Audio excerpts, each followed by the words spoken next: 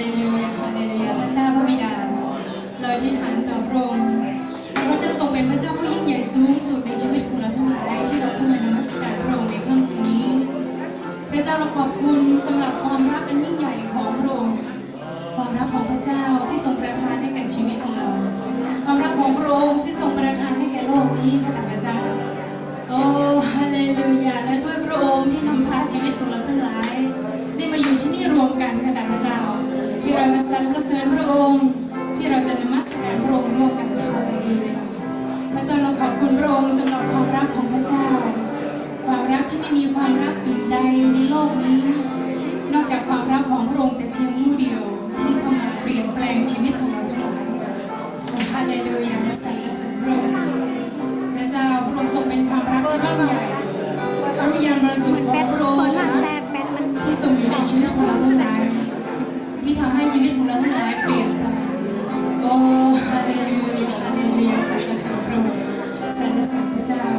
พี่น้องเราที่รักพระเจ้าด้วยกันพระเจ้าด้วยความเชื่อของเราทั้งหลายรู้ว่าเราเห็นเป็นประเสริฐของพระองค์จะทรงชำระความผิดบาปของเราทั้งหลายโอ้พระเจ้าไม่ว่าจะเป็นความผิดบาปในเรื่องใดในสิ่งใดขอพระเจ้าที่จะทรงโปรดเมตตาที่จะชำระความผิดบาปของเราทั้งหลายก็แต่พระเจ้าไม่ว่าจะเป็นการกระทำในสิ่งใดด้วยความคิดจิตใจและจิตวิญญาณสิ่งใดที่ไม่ถูกต้องขอพระเจ้าทรงชำระความผิดบาปของเราทั้งหลายก็แต่พระเจ้าในค่ำคืนนี้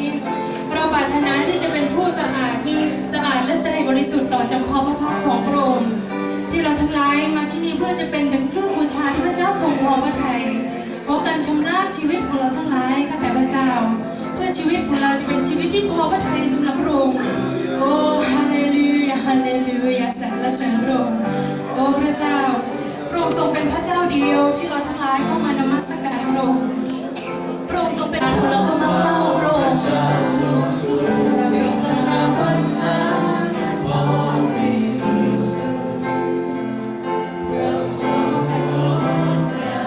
ยกเสียงพระองค์ในนมัสการพระองค์นมัสการข้าชูมือสรรเสริญพระนามร้องโหสนาเร็วจอมราชาโหสาโหสาโหสาพระเจ้าจอมราชาโหสาโหสาโหสาพระเจ้าจอมราชาขอพระองค์เปิดตาและใจของเราให้ข้าได้มองเห็นพระพักตร์เราพระองค์ทรงบริสุทธิ์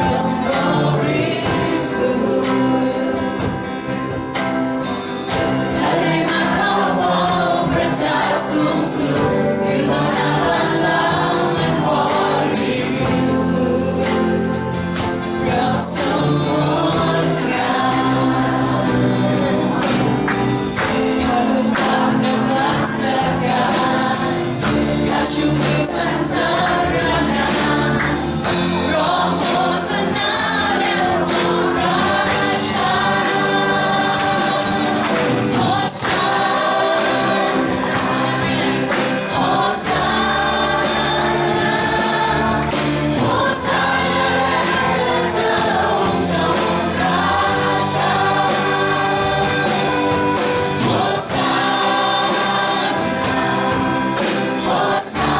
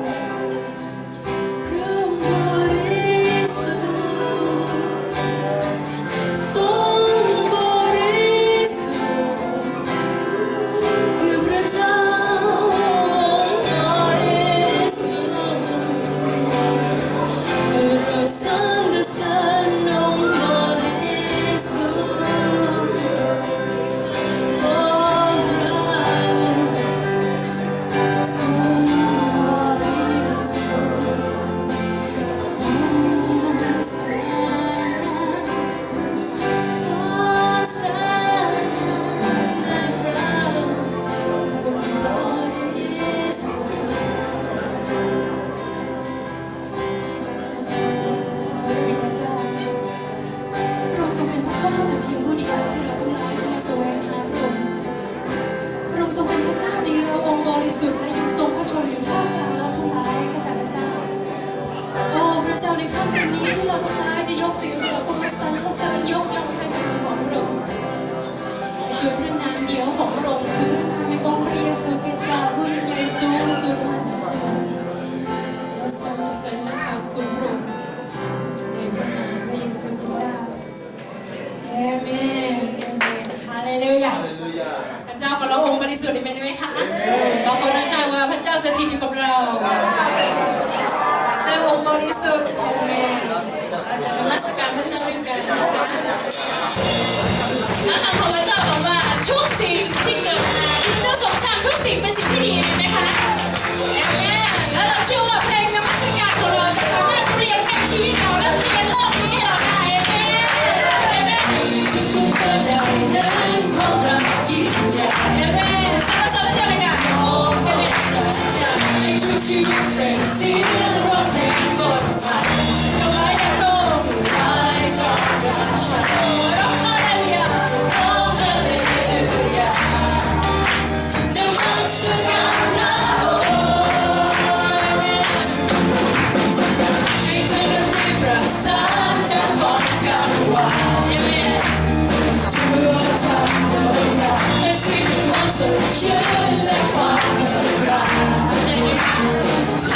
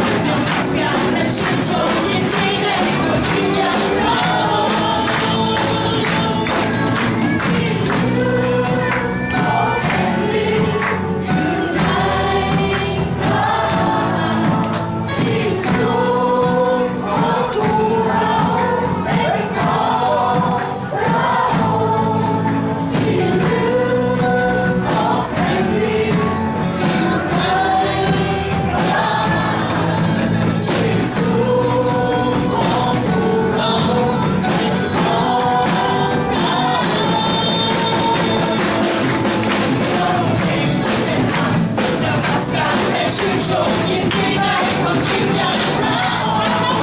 เราเพลงเล่นลำนมัสการและชื่นชมยินดีในความยิ่งใหญ่เราเราเพลงเล่นลำนมัสการและชื่นชมยินดีในความยิ่งใหญ่เราเราเพลงเล่นลำนมัสการและชื่นชมยินดีในความยิ่งใหญ่เรา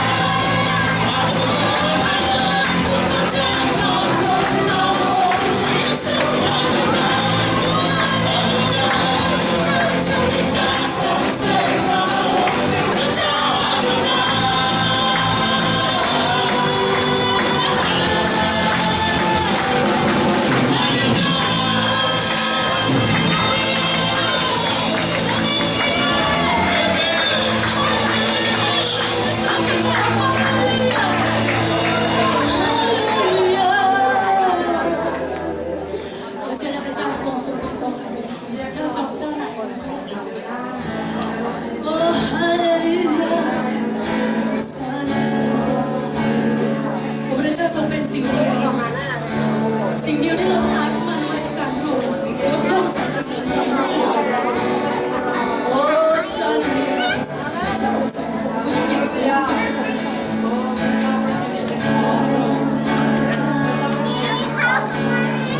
พระเจ้าในค่ำคืนนี้ที่เราทั้งหลายจะนำจิตวิญญาณของเราเข้าพระองค์และเราแบบพาไปในเป็นสิ่งและนำจิตวิญญาณของเราเข้ามาที่แท่นบูชาของพระองค์และเราบอกกับพระองค์พระองค์ทรงเป็นสิ่งเดียวที่ใจของเราแสวงหาพระองค์ทรงเป็นสิ่งเดียวที่ใจของเราปรารถนาที่จะพบพระองค์พระองค์ทรงเป็นสิ่งเดียวที่จะเข้ามารื้อฟื้นจิตใจและจิตวิญญาณของเราทั้งหลายพระองค์ทรงเป็นสิ่งเดียวที่จะทรงเข้ามารักษาเยียวยาจิตใจและจิตวิญญาณของเราทั้งหลาย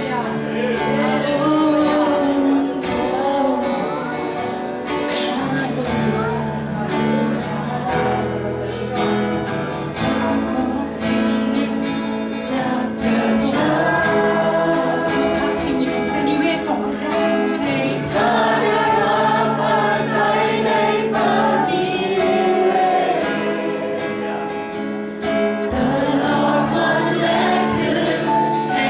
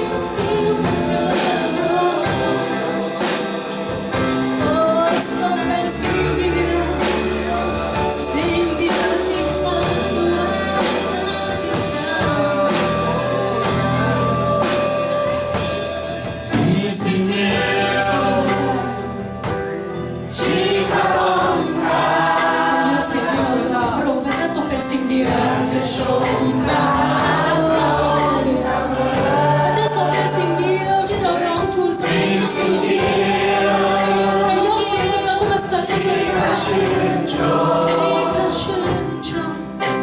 อยู่ในพระวิหารชมความงามของพระ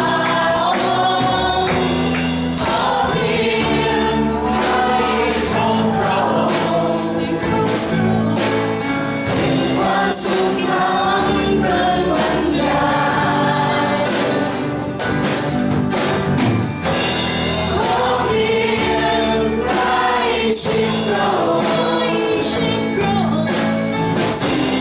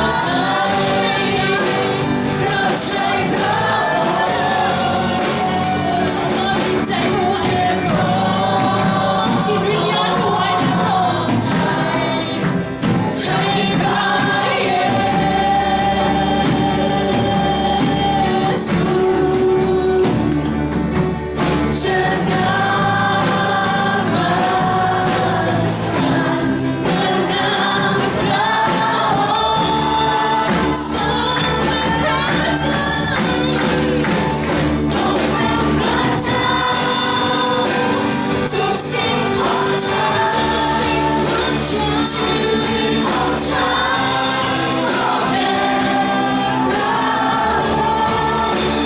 ทรงเป็นพระเจ้าที่รักของฉันพระองค์ทำร้ายฉันลารู้ฉันทรงเป็นพระเจ้าที่ทุกสิ่งของฉันจะเป็นของฉันชีวิตของฉัน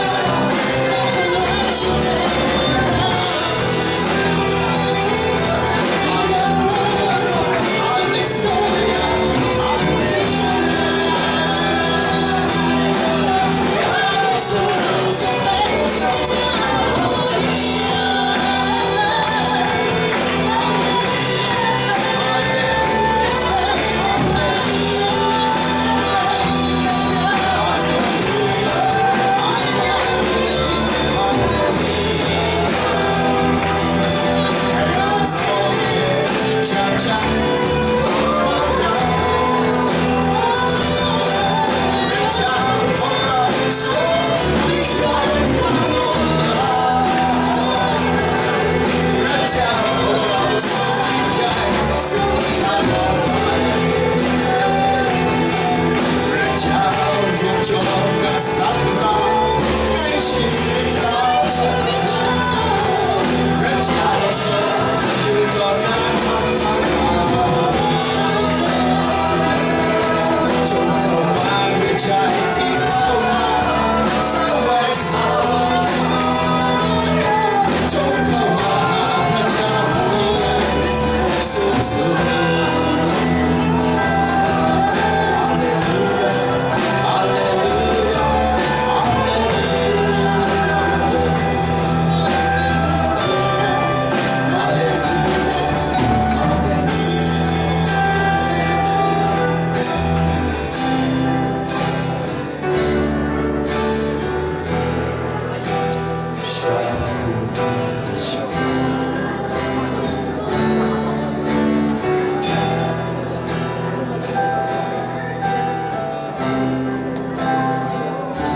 และพระเจ้าได้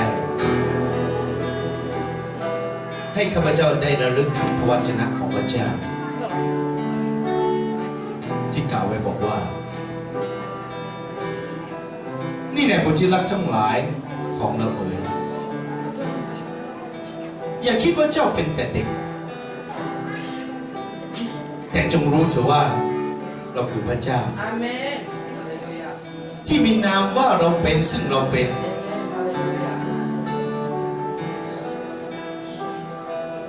เราคือทุกสิ่งในชีวิตของเจ้าเรามีนามว่าเราเป็นซึ่งเราเป็นไม่ใช่หรือเจ้าอย่าคิดว่าเจ้าเป็นเพียงแต่เด็ก